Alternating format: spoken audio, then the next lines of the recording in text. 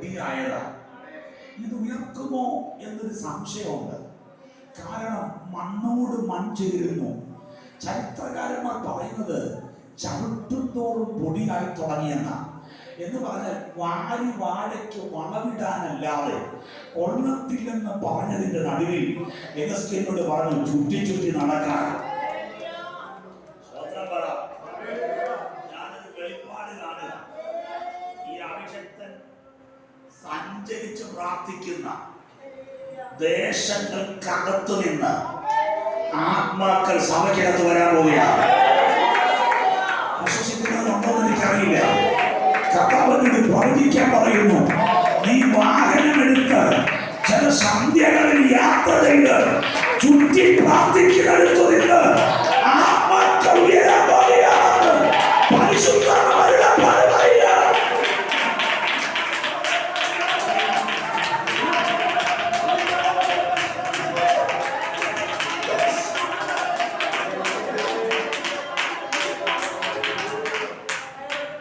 ചുറ്റി ചുറ്റി നടത്തുമാറാക്കി. ചവിട്ടുന്തോറും പൊടിയാകുന്നതിനെ നോക്കിക്കൊണ്ട് ദൈവം ചോദിച്ച ചോദ്യം, മനുഷ്യപുത്ര, ഈ അസ്ഥികൾ ജീവിക്കുമോ? രണ്ട് മറുപടികൾ പറയണം. ഒന്ന്, ഇത് ചെതറിക്കിടക്കുന്നു. രണ്ട്, ഇത് അധികമാകുന്നു. എന്ന് പറഞ്ഞാൽ ഉണങ്ങിക്കിടക്കുന്നതും അധികമാകുന്നതുമായ ഇതിനകത്ത് എന്നാ ചെയ്യുമെന്നൊരു പിടിയില്ല. പക്ഷെ എനിക്ക് യെഹെസ്കേലിന്റെ മറുപടി ഭയങ്കര ഇഷ്ടപ്പെട്ടു. സകലവും നിനക്കറിയാം.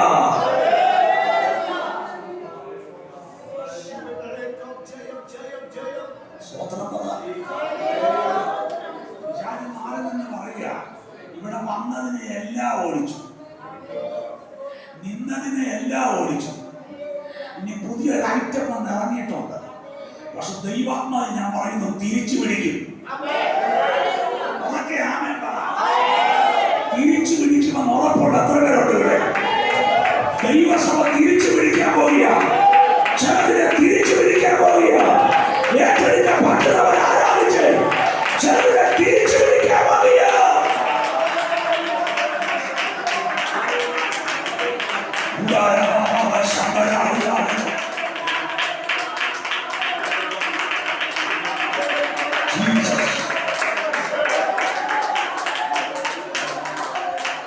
ചിലതിനെ തത്തുര തിരിച്ചു പിടിക്കും. രാമൻ പറഞ്ഞു,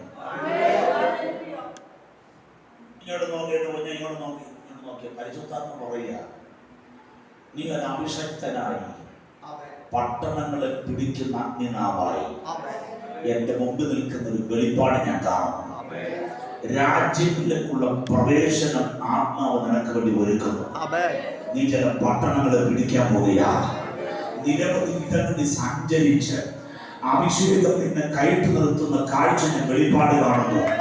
അതരത്തിനകത്ത് അഗ്നി നാവായി വചനത്തിന്റെ ചുരുള് പകർന്ന് ആയിരക്കണക്കിന് ആളുകൾ അനുദമിച്ച് കരയത്തക്ക നിലയിലുള്ള വചനത്തിന്റെ വെളിപ്പാട് ദൈവം നിനക്ക് തരാൻ പോവുകയാണ്.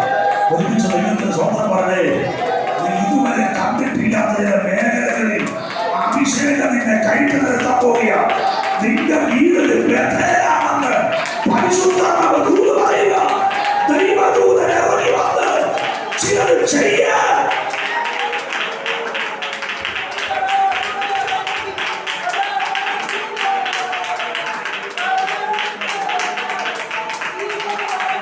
പറയുന്നതിനെ രക്തകലിരുന്ന വീട് ഒബേദോദോമിന്റെ വീടാണ്. 90 ദിവസം കൊണ്ട് അനുഗ്രഹിക്കപ്പെട്ടു.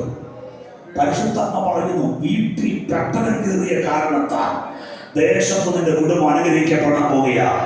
ശബ്ദമുയർത്തി കർത്താവിന് ആമേൻ പറഞ്ഞാൽ വചനത്തിന്റെ വെളിപ്പാടിലേക്ക് മടങ്ങി വരുന്നു. ചവിട്ടുന്തോറും പൊടിയായി തുടങ്ങിയ അസ്ഥി. ഈ അസ്ഥി കണ്ടിട്ട് തമ്പുരാൻ ചോദിക്കുക, ഈ അസ്ഥികൾ ജീവിക്കുമോ? രാമൻ പറ. എനിക്ക് ഇഷ്ടപ്പെട്ടൊരു കാര്യം, ഇത്തരം പറഞ്ഞപ്പോ തമ്പുരാൻ പറഞ്ഞാണ് ഞാൻ അങ്ങോട്ട് പറയാം, നീ അതുകൊണ്ട് പകർത്താൻ പറഞ്ഞു. എന്താ പറഞ്ഞു? ഉണങ്ങിയ അസ്ഥിയെ യഹോവയുടെ വചനം കേൾപ്പീൻ. കാതില്ലാത്ത കണ്ണില്ലാത്ത പൊടിയാകം കൊണ്ടെന്ന് നാസ്തി. എങ്ങനെയാ വചനം കേൾക്കുന്നേ? അറ്റവും തോന്നുന്നില്ല, പക്ഷെ ഒരു വെളിപ്പാട്